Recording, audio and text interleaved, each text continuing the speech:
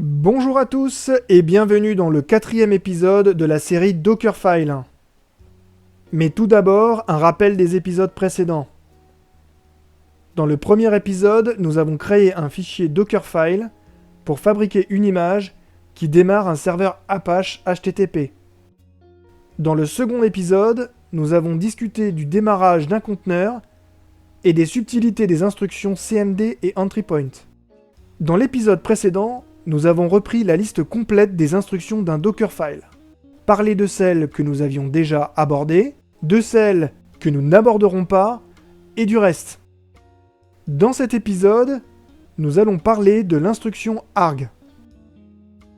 Donc voilà, arg, c'est l'instruction qui permet de déclarer l'équivalent d'une variable qu'on pourra ensuite utiliser dans la construction de nos images. Un peu comme pour CMD et EntryPoint, les choses deviennent vraiment intéressantes quand on prend en compte la possibilité de surcharge.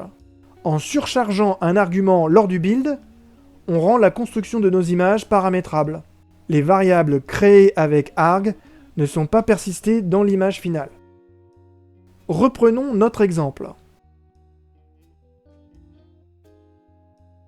Là, j'ajoute un argument que j'appelle message. Je lui donne une valeur par défaut. Plus bas, j'utilise l'argument pour customiser le fichier index.html de mon serveur. Mon fichier ne contient que le texte Hello World. Avec la commande run, je remplace le mot world par le contenu de mon argument message. Cela me permet de créer une image Docker dont le contenu du fichier index.html est paramétrable. Avec la valeur par défaut, l'image que je vais construire est donc censée afficher Hello Friends plutôt que Hello World. Je rebuild mon image.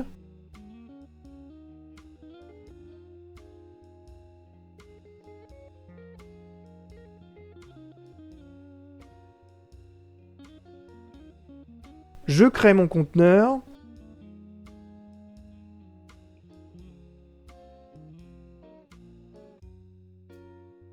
J'utilise curl pour requêter le serveur. Et ça ne m'affiche pas Hello Friends.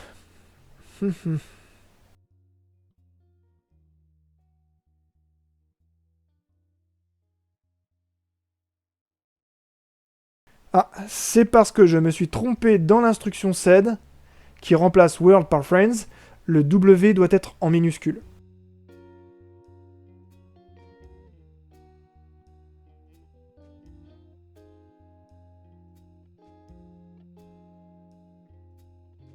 Je rebuild l'image.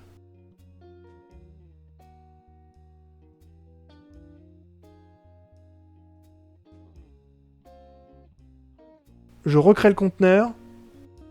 Je curl à nouveau. Et cette fois c'est bon. Super. Avec la surcharge de l'argument, les choses deviennent un peu plus puissantes. Je vais recréer une image à partir de mon Dockerfile sans le modifier, mais en précisant cette fois-ci --build-arg, message égale yo, je change le message, j'indique une nouvelle valeur pour mon argument. L'image qu'on va créer construira donc des conteneurs dont les serveurs répondront Hello Yo.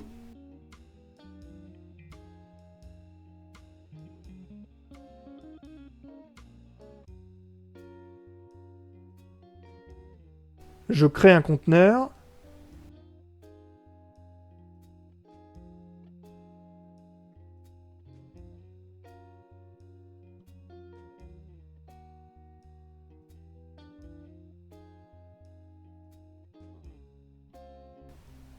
Et c'est bien ça, il me répond Hello Yo. Cet épisode touche à sa fin, merci à tous si vous êtes toujours en ligne. Dans le prochain épisode, nous parlerons de l'instruction env. Alors ne ratez pas le prochain épisode de la série Dockerfile. À bientôt.